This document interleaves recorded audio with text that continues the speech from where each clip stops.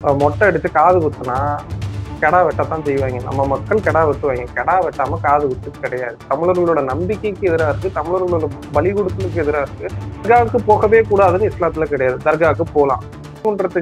சுத்தி இருக்கக்கூடிய மக்கள் இணக்கமா தான் இருக்கிறாங்க. இவனுங்க யாரா வெளியூர்ல இருந்து வந்து பிரச்சனையை பண்ணிக்கிட்டு இருக்கிறாங்க. நாங்க காலங்காலமா இப்படி வாழ்ந்துகிட்டு இருக்கிறோம். நேயர்களுக்கு அன்பு வணக்கங்கள். நான் உங்கள் தண்டர தமிழன் ஜெஸ்டின். இன்றைக்கு நேர்காணல்ல நம்முடன் இணைந்திருப்பது SDBA கட்சியை சேர்ந்த அஸ்வத் சரேட்டி அவர்கள். வணக்கம் தோழர். சொல்லுங்க. மதுரை திருப்பரங்குன்றம் விவகாரம் நாளுக்கு நாள் மிகப்பெரிய ஒரு பதட்டத்தை ஏற்படுத்தியிருக்கு. இந்து அமைப்பை சேர்ந்தவர்கள் பல பேர் ஒன்று கூடி பழங்கானத்துல ஒரு மிகப்பெரிய ஒரு போராட்டத்தை நடத்தியிருக்கிறாங்க. திருப்பரங்குன்றம் மலை முருகருக்கு சொந்தமா அல்லது இஸ்லாமியர்கள் சொந்தமான ஒரு மிகப்பெரிய ஒரு பேசு பொருளும் போயிட்டு இருக்குது. நீங்க இந்த விஷயத்தை எப்படி பாக்குறீங்க? இந்த இடத்துல ஆடு வெட்டினாங்க, கோழி வெட்டினாங்க, இந்த மாதிரியான போலி வதந்தி செய்திகளை தொடர்ந்து பரப்பிக்கிட்டே இருக்கிறாங்க. தென் மாவட்ட கலாச்சாரங்கள்னு நம்ம பார்த்தா அங்க இருக்கக்கூடிய கோயில்களுக்கு ஆடு மாடு பலி கொடுப்பதா இருக்கலாம், கோழி பலி கொடுப்பதா இருக்கலாம். ஏன் இப்ப வன்னியர் சமூகத்துல இந்த பக்கம் நம்ம பார்த்தோம்னா பெரியாண்டச்சின்னு சொல்லுவாங்க. அந்த சாமிக்கு முப்பூசை வச்சு கொண்டாடுவாங்க. அப்ப முப்பூசன்றது ஆடு மாடு பன்றி மற்ற எல்லா இறைச்சிகளும் வச்சு பலி கொடுத்து இதெல்லாம் நடக்கும். அந்த பக்கம் பாண்டி கோயில்கள்ல இன்னைக்கும் பிரியாணி போடுற கலாச்சாரம் இருக்கு. அதுவும் அதாவது ஒரு காலகட்டத்துல கறி விருந்தா இருந்துச்சு, ஆட்டுக்கறி விருந்தா இருந்துச்சு. இன்னைக்கு அது பிரியாணியா மாறி பாண்டி கோயில்ல இன்னைக்கும் வெகு சிறப்பையா டன் கணக்குல ஆண்டுதோறும் அது நடக்கும். அப்ப இதெல்லாம் நம்ம பார்த்துட்டு இருக்கோம். அப்ப அந்த இடத்தில் மதுரையில ஒரு தர்கால ஆடு வெட்டிட்டாங்க அப்படின்னு ஒரு வாதத்தை வைக்கிறதே எவ்வளவு ஒரு அபத்தமான ஒரு வாதம். அது ஒரு ஆபத்தான வாதம். ஒரு நம்ம ஊர்ல இருக்கக்கூடிய பிற்படுத்தப்பட்ட மக்களை எந்த வகையில சேர்க்கிறாங்க அப்படின்றத மக்கள் புரிஞ்சுக்கணும். அந்த இடத்துல என்னன்னா, ஆடு கோழி பலியிடுவது என்பது தமிழ் கலாச்சாரத்தில் நீண்ட நெடுங்காலமாக பன்னெடுங்காலமா இருக்கக்கூடிய ஒரு பண்பாட்டு வழக்கம். அந்த இடத்துல ஆடு வெட்டுறாங்க, கோழி வெட்டுறாங்க, இல்ல மாடு வெட்டுறாங்க, பன்றி வெட்டுறாங்க. இந்த மாதிரி இறைச்சியை சாமிக்கு பலியிடுதல் அப்படின்றது ஒரு வழக்கமான ஒரு நடைமுறை. இந்த நடைமுறையை இவர்கள் தீட்டா முதல்ல உள்ள வைக்கிறாங்க. இப்ப அதுதான் இந்த இடத்துல ரொம்ப ஆபத்தா பார்க்க வேண்டியது இருக்கு. இப்ப மதுரையில கடந்த ஒரு ஜெயலலிதா ஆட்சி காலத்துல என்ன நடந்துருந்துச்சு? அப்ப ஆடு கோழி பலியிடுதல் கூடாதுன்ற பட்சத்துல மக்கள் எல்லாருமே எதிர்ப்பு தெரிவிச்சாங்க. இது எங்களோட கலாச்சாரம் சொன்னாங்க, பண்பாடுன்னு சொன்னாங்க. அதற்கு பிறகு அந்த தடை நீக்கப்பட்டுச்சு. அதற்கு பிறகு ஒரு 20 வருஷமா சுமூகமா தான் போகுதுன்னு வைங்களேன். இப்ப இந்த இடத்தில் அதே மதுரையில் என்ன நடக்குது அப்படின்னா, அந்த இடத்துல தர்காவுக்கு ஆட்டை தூக்கிட்டு போயிட்டாங்க, சாப்பிட்டுட்டாங்க, புனிதம், தீட்டு கெட்டுரும், தீட்டு ஆயிடுச்சு அப்படின்ற மாதிரி எல்லாம் ஒரு வாதங்களை வைக்கிறது ரொம்ப ஆபத்தானது. அடுத்த கட்டமா இதுல நம்ம பார்க்க வேண்டியது என்ன, இத்தனை காலகட்டங்கள்லயும் அங்க வெவ்வேறு காலகட்டத்துல நடந்த சர்ச்சைகள்ல நீதிமன்ற தீர்ப்பு தர்காவுக்கு சொந்தமானதா தான் வந்திருக்கு. தர்காவோட நிலம் தான் சொல்லப்பட்டிருக்கு. அந்த சுல்தான் சிக்கந்தர் பாஷான்றவர் மதுரையோட மேயரா ஒரு காலகட்டங்கள்ல இருந்தவர் தான். அப்ப அவர் ஒரு மேயரா இருந்திருக்கிறார், ஆட்சி செலுத்திருக்கிறார். அந்த மக்களுக்கு அங்கே உதவிகள் செஞ்சிருக்கிறாங்க, மருத்துவம் பார்த்திருக்கிறாங்க. இதுதான் அந்த தர்காவை சுற்றி இருக்கக்கூடிய அவுலியாக்கள், அங்கே அடக்கமா இருக்கிறவர்களோட வரலாறு தமிழ்நாடு முழுக்க இதே மாதிரியான வரலாறு தான். அந்த மக்களுக்கு மருத்துவம் பார்த்திருப்பாங்க, அந்த மக்களுக்கு உதவிகள் செஞ்சிருப்பாங்க. இல்ல அங்க சின்ன ரூலர்ஸா இருந்திருப்பாங்க. இங்க உள்ள பாளையக்காரர்கள் மாதிரி இங்க சின்ன சின்ன ரூலர்ஸா இருந்திருப்பாங்க. இப்ப இதுல சமூக ஊடகங்கள்ல கடந்த ஒரு வாரமா வரக்கூடிய வெறுப்பு பிரச்சாரம், இவங்க எல்லாம் நேத்து வந்தவங்க தானே அப்படின்ற மாதிரியான வாதத்தை உருவாக்குறது ரொம்ப ஆபத்தான ஒரு வாதம். இப்ப இங்க முஸ்லிம்கள் வெளிய இருந்தெல்லாம் வரல. இங்க இருக்க தேவர் சமூகம், முக்குலத்தோர் தேவேந்திர குல வெள்ளாளர்கள், பல்லர் சொல்லலாம். இல்லைன்னா செட்டியாரு, முதலியாரு, நாடாரு, கோனாரு, இந்த மாதிரியான சமூகங்கள்ல இருந்து வெவ்வேறு காலகட்டத்துல வெவ்வேறு நோக்கங்களுக்காக மதம் மாறியவர்கள் தானே தவிர இவர்கள் வெளியில இருந்து வரல. இந்த ஆர்கியூமெண்ட்ஸை வைக்கிறதோட ஆபத்தை நம்ம புரிஞ்சுக்கணும். இவர்கள் முஸ்லிம்கள் யாரும் வெளியில இருந்து வரல. இப்ப இங்க இருக்கக்கூடிய வெவ்வேறு சமூகம், மதுரை மாவட்டத்தை பொறுத்த வரைக்கும் முக்குலத்தோர் சமூகம்ல இருந்து வந்திருக்கிறாங்க, தேவேந்திர குல வெள்ளாளர்கள் இருந்து வந்திருக்கிறாங்க, பிள்ளைமார் சமூகத்துல இருந்து வந்திருக்கிறாங்க. இந்த மாதிரி வெவ்வேறு சாதிகள்ல இருந்து வந்திருக்காங்க, தலித்துகள்ல இருந்து இருந்திருக்காங்க, பறையர்ல இருந்து வந்திருக்கிறாங்க, அருந்தர்கள் இருந்து வந்திருக்காங்க. இந்தியா முழுக்க நடக்கக்கூடிய மத மோதல்கள், மத வன்முறைகள், இந்துத்துவா சங் பரிவார் தரப்புகள் உருவாக்கக்கூடிய நரேட்டிவ்ஸ், அதன் வழியா வரக்கூடிய வெறுப்பு பிரச்சாரங்கள், வாட்ஸ்அப் வழியா வரக்கூடிய வதந்தி, இப்ப இதன் வழியா என்ன புரிஞ்சுக்கிறாங்க அப்படின்றது இருக்கு. அப்ப இந்துத்துவ பிஜேபி தரப்பு தமிழ்நாட்டில் இல்ல அப்படின்னு திமுகவும் சொல்லலாம், யார் வேணாலும் சொல்லலாம். இல்லைன்னு நம்ம சொல்லிக்கலாம் வாதத்துக்கு. இப்ப இதை அனுமதிச்சார்கள் என்றால் மதுரையில அடுத்த 10 வருஷத்துல திமுகவே அந்த இடத்துல அரசியல் செய்ய முடியுமா அப்படின்ற ஒரு கேள்வி இருக்கு. அப்போ இன்னொரு பக்கம் அங்க இருக்கக்கூடிய அமைச்சர் மூர்த்தி நாகல் வந்து ஆண்ட பரம்பரை அப்படின்றாரு. அப்ப அந்த ஆண்ட பரம்பரை இந்த அரசியலை வளர்க்க விட்டுச்சுன்னா அமைச்சர் மூர்த்தி போன்றவர்கள் இந்த அரசியலை இன்னைக்கு வந்து காவல்துறையை வச்சு கைது செஞ்சிருக்கிறாங்க. என்ன பண்ணிருக்கிறாங்கன்னா அந்த சங் பரிவார அமைப்புகளை சேர்ந்தவர்களை வந்து கைது பண்ணியிருக்காங்க. இது சட்டம் ஒழுங்கு பாதுகாக்கப்பட வேண்டும்ன்ற அளவுல அது வரவேற்கக்கூடியது. சரி. ஆனா இதற்கு எதிராக மத நல்லிணக்க அமைப்புகளை உருவாக்க வேண்டிய தேவை இருக்கு. அதை இவர்கள் செய்யாம தடுக்கிறது என்ன அப்படின்னு ஒரு கேள்வி இருக்கு. அந்த பக்கம் வந்து வடக்குல வந்து ராமரை வச்சு ஒரு அரசியல் நடக்குது. தமிழ்நாட்டுல வந்து சீமான் போன்ற ஆட்கள் வந்து முருகரை வச்சு பண்ணிட்டு இருக்காங்க. திமுகவும் தன்னை முத்தமிழ் முருகர் மாநாடு நடத்துனாங்க. அடுத்து ஒரு 160 கோடியில வந்து முருகர் சிலையை வந்து கட்ட போறேன்றாங்க. மருதமலைன்னு நினைக்கிறேன். அப்ப இந்தியாவில் கடவுளை வைத்து மக்கள் நல அரசியல் இல்லாம கடவுளை வைத்து கடவுளின் உருவங்களை வைத்து அந்த பிம்பங்களை வைத்து ஒரு அரசியல் நடக்குது. அதற்கு கவுண்டராக என்ன பாலிடிக்ஸ் செய்ய போறாங்கன்றதுலதான் கேள்வி இருக்கு. நமக்கு அச்சமும் இருக்கு. தமிழ்நாடு போன்ற இடங்களில், அதுவும் மதுரை போன்ற இடங்களில் ஆடு வெட்டினாங்க அப்படி ஒரு தர்கால அப்படின்னு சொல்றது அபத்தமா இருக்குது. அங்க ஆடு கோழி பலியிட்டு சாப்பிடுறதுன்றது வந்து முஸ்லிம்களோட கலாச்சாரம் மட்டும் இல்லை, எல்லா மக்களுடைய கலாச்சாரம். அந்த இடத்துல இதை வச்சுக்கிட்டு ஒரு வெறுப்பு பிரச்சாரத்தை செய்யறாங்க, அதை அனுமதிச்சுக்கிட்டு இருக்கிறாங்க. அதற்கு கவுண்டரா எந்த ஆர்கியூமெண்ட்ஸையும் வைக்காம இருக்கிறாங்க, அதற்கு எதிர் அரசியல் செய்யாம இருக்கிறாங்கன்றது ரொம்ப ஆபத்தானது. திருப்பரங்குன்றம் மலை பிரச்சனையை இந்துத்துவ அமைப்புகள் கையில் எடுக்கிறதுக்கு என்ன காரணமா இருக்கும்னு நினைக்கிறீங்க? அதாவது திமுக ஆட்சியை கவிழ்க்கணுமா, அல்லது தமிழ்நாட்டில் ஒரு பதட்டமான சூழலை ஏற்படுத்தணுமா? எதற்காக இந்த பிரச்சனை பூதாகரமாக ஆக்கப்பட்டுக் கொண்டிருக்கிறது? அப்ப அண்ணா திமுகவும் சரி, திமுகவும் சரி, அங்க இருக்கக்கூடிய மற்ற கட்சிகளும் சரி, இந்த தர்கா விவகாரத்தில் மனு கொடுத்திருக்கிறாங்க, எல்லாம் நடந்திருக்கு. ஆனா ரூலிங் பார்ட்டி திமுக இன்னைக்கு. அப்ப ரூலிங் பார்ட்டியான திமுக கிட்ட அதிகாரம் இருக்கு. அந்த அதிகாரத்தை பயன்படுத்தி அவர்கள் சொல்லக்கூடிய சமூக நீதி அரசியலையும் செக்யூலர் பாலிடிக்ஸையும் அவர்கள் முன்னெடுக்க பிரச்சாரம் செய்ய வேண்டியது இருக்கு. அதிகாரத்தில் திமுக ஆளுங்கட்சியா திமுக இருக்கும்போது திமுக காரன்ட்ட தான் கேட்க முடியும், அண்ணா திமுக போய் கேட்க முடியாது. அப்ப திமுகவை எதிர்க்க வேண்டிய நோக்கம் வந்து முஸ்லிம்களுக்கு கிடையாது. அப்ப அந்த இடத்தில் இங்க கிரவுண்ட் மாறுது. இங்க திமுக அண்ணா திமுகன்றத கடந்து நம்ம அரசியலை புரிந்து கொள்ள வேண்டியது இருக்கு. அந்த இடத்தில் மதுரை போன்ற இடங்களில் அவர்கள் ஒரு இறைச்சியை வைத்து, ஆட்டிறைச்சியை வைத்து, எம்பி நவாஸ்கனி போயிருந்தார் முஸ்லீம் லீக்ல இருந்து. அவர் எம்பி நவாஸ்கனி போய் அங்க பிரியாணி தின்னுட்டாரு அப்படின்னு யார் சொன்னதுன்னா பிஜேபி அண்ணாமலை சொல்லிட்டு இருக்கிறார். அப்படி அவர் வந்து பிரியாணி சொல்லிட்டார். அதுக்கு அவர் என்ன கவுண்டர் கொடுக்குறாருன்னு, நான் தின்னதுக்கு நீ ஆதாரம் கொடுத்துருக்கியா அப்படின்னு அவர் கவுண்டர் வைக்கிறார். அப்ப இங்க தின்னாங்களா திங்கலையா, நவாஸ்கனி சாப்பிட்டாரா சாப்பிடலையா, அண்ணாமலை போனாரா போகலையான்றது நமக்கு முன்னாடி உள்ள கேள்வி இல்ல. மதுரையின் அரசியல், மதுரையில உள்ள மக்கள் ஆன்மீக நம்பிக்கை, அங்க நம்பிக்கையில வந்து இன்னைக்கு கூட மதுரை ஆதீனம் வந்து என்ன சொல்றாருன்னா, சைவ கோயில் பக்கத்துல வந்து இது எப்படி தர்கால ஆட்டு வெட்டினாங்க. இன்னைக்கு மதுரையில தான் தமிழ்நாட்டில் டன் டன்னாக பாண்டி கோயில்ல வந்து டன் டன்னா இறைச்சி வந்து சாப்பிடுறாங்க. மக்களோட கலாச்சாரத்துல இருக்கு, பண்பாட்டுல இருக்கு. கருப்பசாமிக்கு வெட்டுறாங்க, முனியாண்டிக்கு வெட்டுறாங்க, இந்த மாதிரியான சிறு தெய்வங்களுக்கு எல்லாம் வெட்டிட்டு இருக்கிறாங்க. மக்கள் தெய்வங்களுக்கு எல்லாம் வெட்டி அவர்கள் கொண்டாடுறாங்க. அதே மாதிரி முஸ்லிம்களும் தன்னோட நம்பிக்கையின்படி அங்க போய் தர்காவுக்கு போறாங்க. தர்காவுக்கு போயிட்டு கோழி தான் பெரும்பாலும் அங்க ஆடு வெட்டுறதாக கிடையாது. இங்க போய் கோழி தான் வெட்டுறாங்க.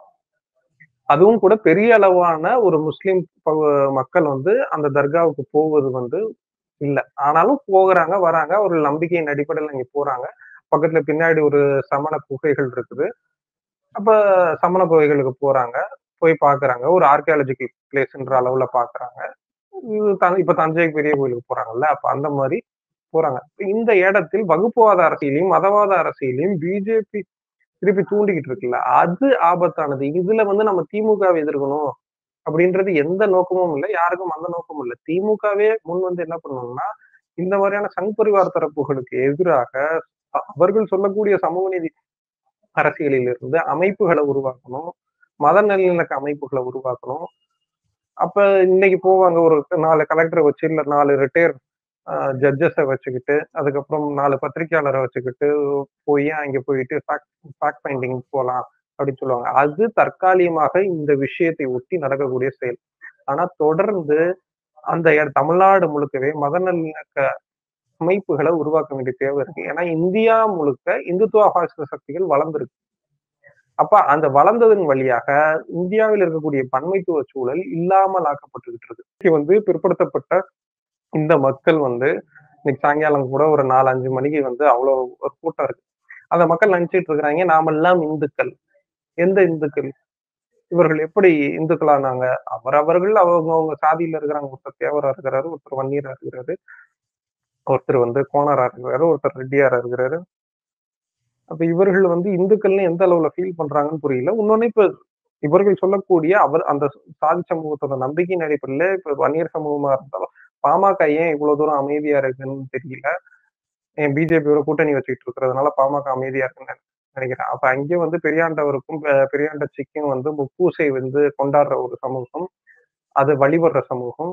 அந்த சமூகத்தை சேர்ந்த பாமகன்ற கட்சி இந்த விஷயத்த அமைதியா வேடிக்கை பார்க்கறாங்க. இது பாமகவுக்கு எதிரானதுதான்.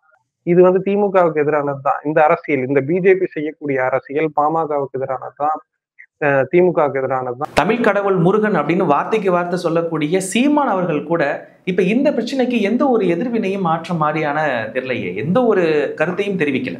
ஆமா, சீமான் இந்த விஷயத்துல என்னன்னா எல்லோருமே யாருமே எதிர்வினை பெருசெல்லாம் காட்டல.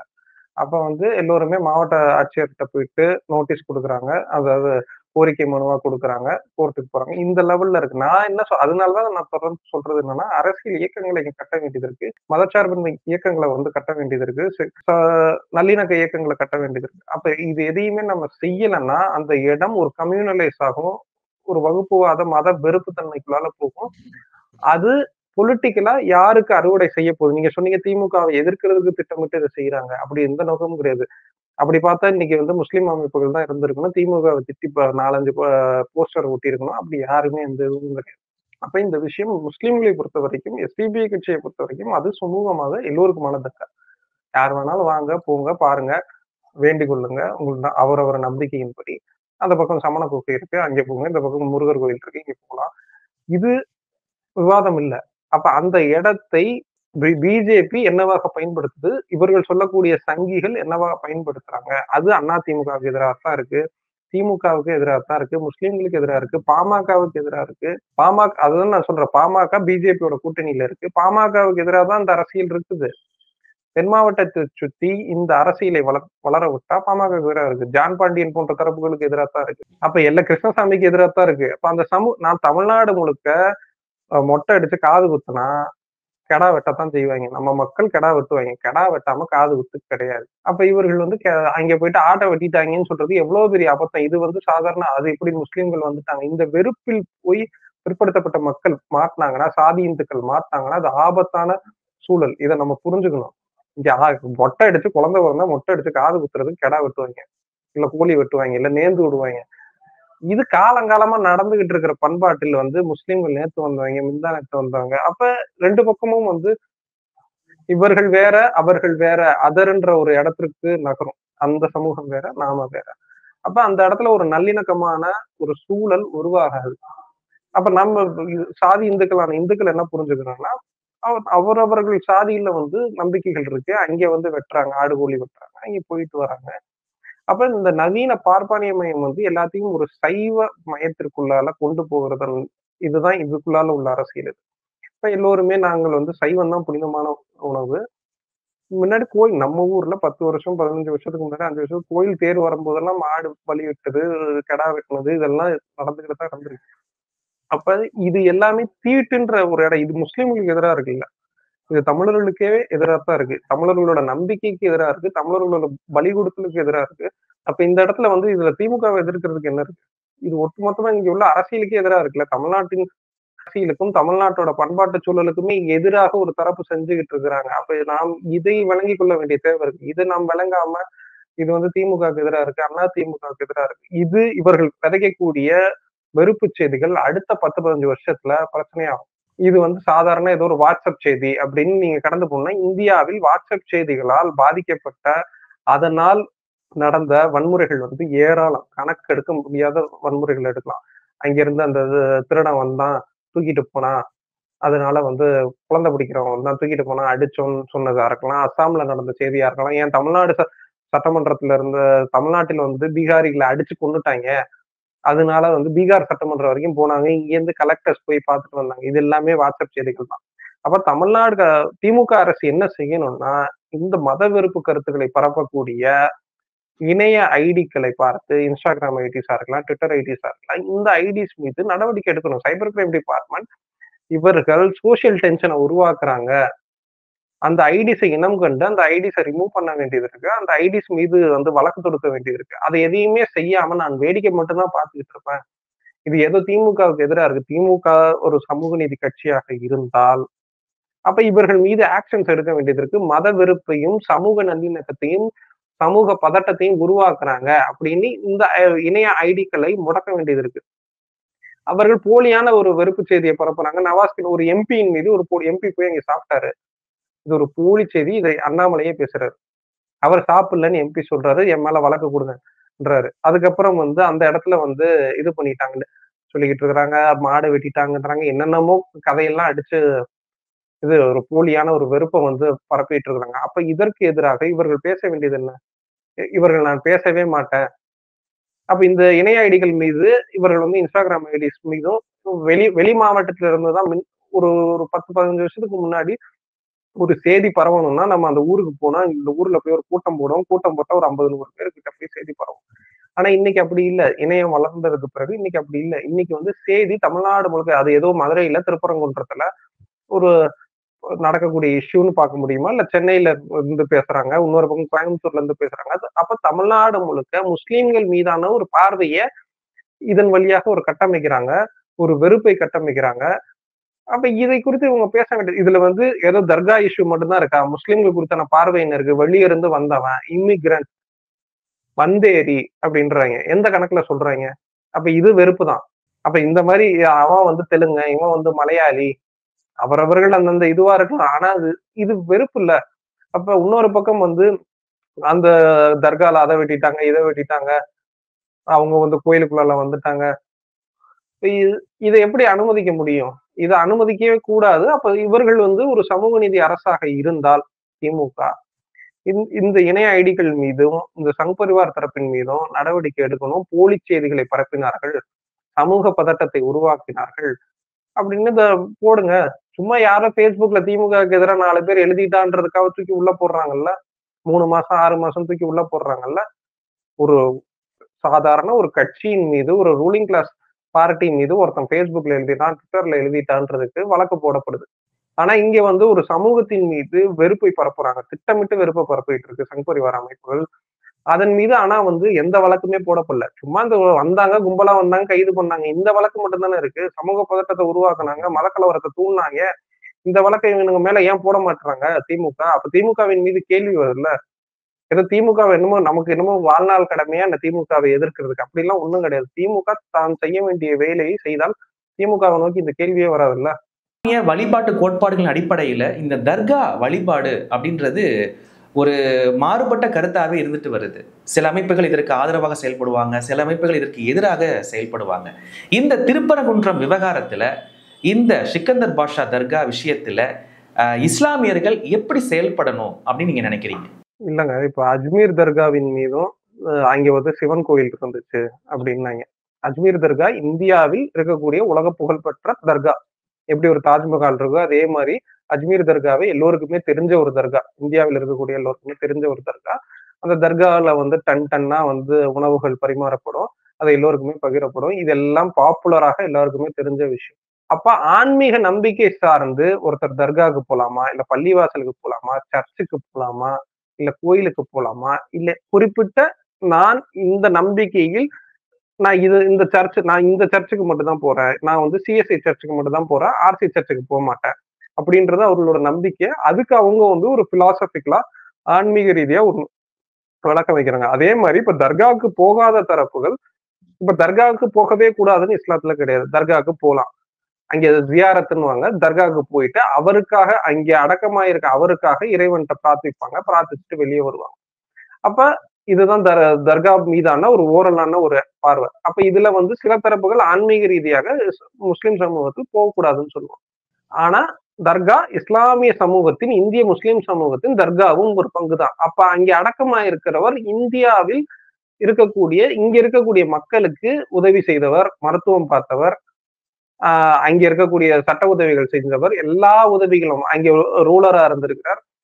அவரின் மீது அவரை நாங்க கடவுளா வைக்கலாமா, கடவுளா வைக்க கூடாதா, இல்ல அவர் வந்து ஒரு ஆன்மீக குருவா, இறைநேசரா, இந்த அளவுல வந்து முஸ்லிம் சமூகத்தில் ஆன்மீக ரீதியாக பல்வேறு டிஸ்கஷன்ஸ் இருக்கலாம். எப்படி வந்து சை நான் வந்து சைவத்தை தான் பின்பற்றுறேன், நான் வைணவத்தை பின்பற்றல, எனக்கு வந்து சிவன் தான் கடவுள், எனக்கு வந்து பெருமாள் வந்து கடவுள் இல்ல, நான் வந்து முருக பக்தர், நான் வந்து கௌமாரத்தை தான் நான் பின்பற்றேன், நான் வந்து என் ஊர் கருப்பசாமியை மட்டும்தான் நான் கும்பிடுவேன், நான் வந்து கௌமார நம்பிக்கைகளுக்குள்ளால், கௌமாரம்னா அந்த முருக நம்பிக்கைகளுக்குள்ளால நான் இல்ல, நான் வந்து சைவத்திற்குள்ளாலதான். இது வந்து மக்கள் குழுக்கள்கிட்ட இருக்கக்கூடிய நம்பிக்கைகள். இது நமக்கு ஒரு கேள்வி கிடையாது. இது அவர்களுக்குள்ளால விவாதிக்கிறாங்க, அவங்க போறாங்க, போகாம இருக்கிறாங்க. அது ஒரு பிரச்சனை இல்ல. அது உலகம் அழியிற வரைக்கும் நீங்க தர்காவுக்கு போங்க, போகாதீங்க, பள்ளிவாசலுக்கு போங்க, சர்ச்சுக்கு போங்க, இல்ல கோயிலுக்கு போங்க. அப்ப அரசியல்வாதியாக, இல்ல ஒரு அரசியல் கட்சியை சார்ந்தவராக அந்த இடத்தில் சமூக பதட்டம் உருவாகக்கூடாதுன்னு தான் பேச முடியுமே தவிர, நான் ஆன்மீக ரீதியாக அஸ்வத் செரியாத்தியாவா இருக்கலாம், இல்ல எஸ்டிபிஐ கட்சியை சேர்ந்தவர்களா இருக்கலாம், ஆன்மீக ரீதியா நீ அங்க போ, நீ அங்க போகாதன்னு சொல்லக்கூடிய ரைட்ஸ் வந்து நமக்கு கிடையாது. பர்சனலா எனக்கு வந்து அந்த குறிப்பிட்ட அந்த நம்பிக்கையில எனக்கு வந்து பிலீஃப் இருக்கலாம், இல்லாம இருக்கலாம். நான் போவேன், போகாம இருக்கலாம். ஆனா இந்த சமூகத்தின் அங்கம் தான் தர்கா, இந்த சமூகத்தின் அங்கம் தான் சர்ச்சு, இந்த சமூகத்தின் அங்கம் தான் கோயில். அப்ப இதுல ஒரு தரப்பு மத வெறுப்புடன் செயல்படுதுன்னா, அதை நோக்கி நம்ம எதிர்த்து பேச வேண்டியது இருக்கு. இதுல ஒரு தரப்பு வந்து பிரிவினைவாதத்தை உருவாக்குதுன்னா, அதற்கு எதிராக பேச வேண்டியதான் செக்குலர் பாலிடிக்ஸ் பேசுறோம், சோசியல் டெமோக்ராட்டிக். அதனாலதான் எஸ்டிபிஐ கட்சியோட பேர் வந்து சோசியல் டெமோக்ராட்டிக் பார்ட்டி. அப்ப அண்ணல் அம்பேத்கர் சொன்ன சமூக ஜனநாயகத்தை முன்னெடுக்கக்கூடிய தரப்பாகத்தான் இருக்கிறாங்க. அப்ப அந்த சமூக ஜனநாயகத்தை முன்னெடுக்கிறதுக்கு நான் இந்த ஆன்மீக நம்பிக்கைக்குள்ளால இருக்கக்கூடிய சின்ன சின்ன இன்டிஃபரன்சஸ் உள்ளால நம்ம போயிட்டு நம்ம பேசணும். உலகம் முழுக்க நிறைய இப்ப ட்ரைப் கம்யூனிட்டிஸ், பழங்குடிகள்ல நம்பிக்கைகளையும், சமவெளிகள்ல வாழக்கூடிய மக்களோட நம்பிக்கைகள்லையும் பல்வேறு முரண்பாடுகள் இருக்கு, பல்வேறு வாழ்க்கை மாற்றம் இருக்கு. அப்ப நம்ம அதெல்லாம் என்னவா புரிஞ்சுக்கிறோன்றது இருக்குல்ல.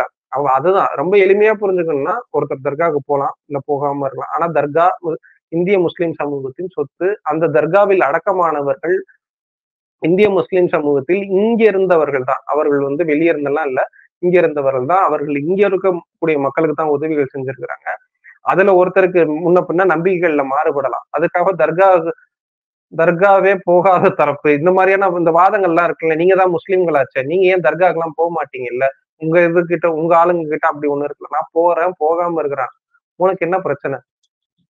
நான் நாளைக்கு சர்ச் அஸ்வத் செரியத்தி, எஸ்டிபிஐ கட்சி நாளைக்கு ஒரு சர்ச்சின் மீது யாரோ ஒரு கும்பல் தாக்குதல் நடத்தினாலும் எஸ்டிபிஐ கட்சி முன்னிலையில இருக்கும். இப்போ ஒரு சோழர் கால கோயில் வந்து புனரமைக்கப்படணும், பாழடைஞ்ச நிலையில இருக்குன்னு எஸ்டிபிஐ கட்சியை சேர்ந்தவர்கள் தான் வழக்கு தொடுத்தாங்க.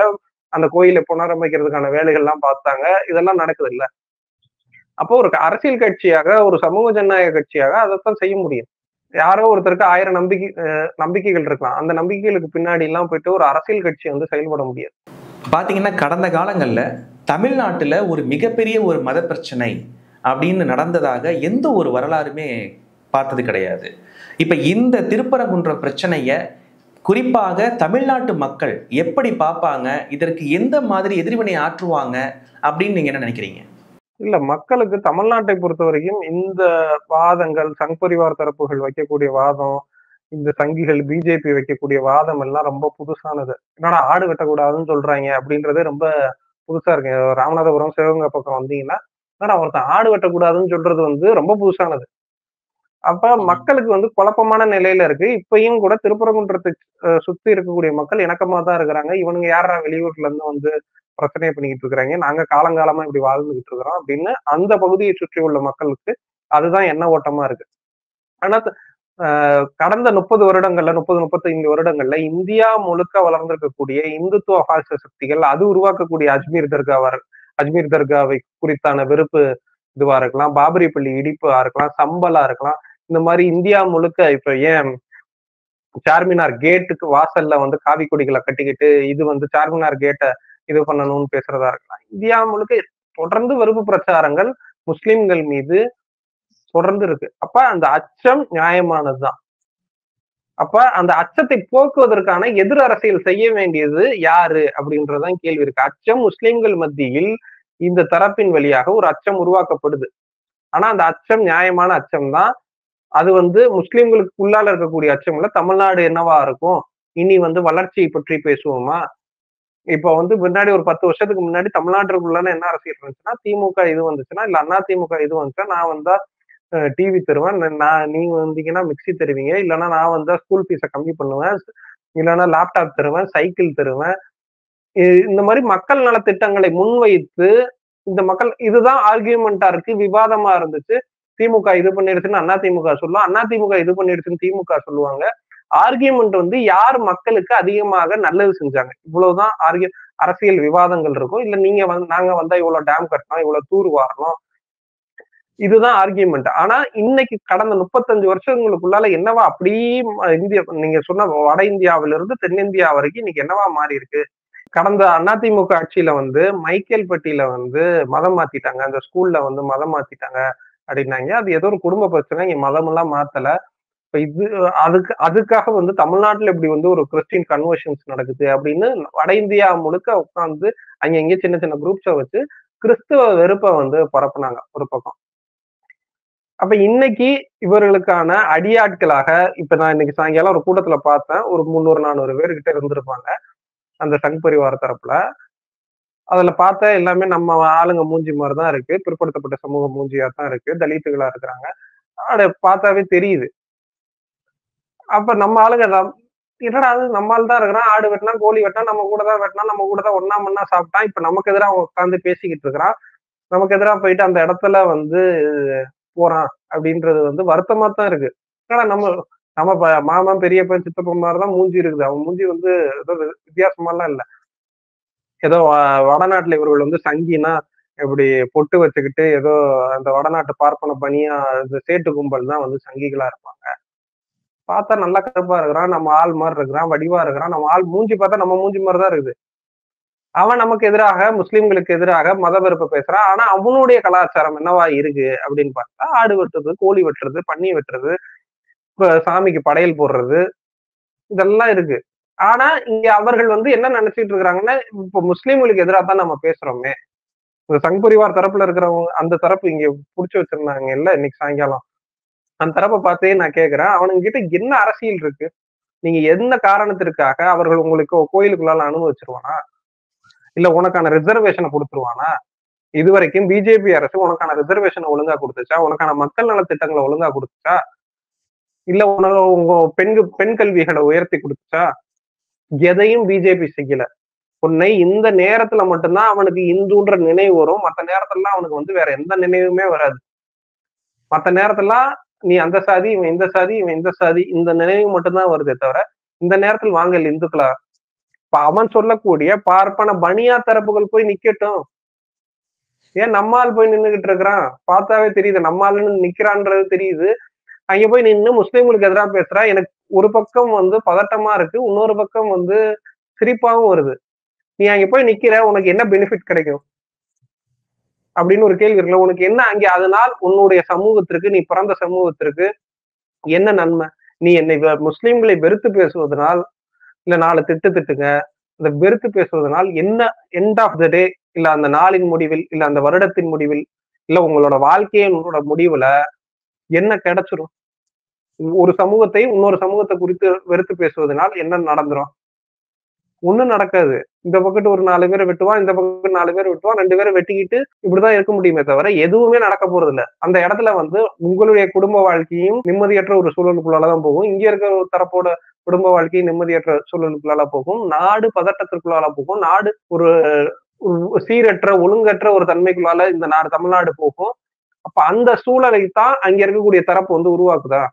சமூகத்தில் உங்க சாதியில ஆடு வெட்டுறது, மாடு வெட்டுறது, இதெல்லாம் சாதாரணமா, கோழி வெட்டுறதெல்லாம் சாதாரணமா நடந்துகிட்டு இருக்கு. இதுல தர்கால போய் ஏதோ வெட்டிட்டாங்க.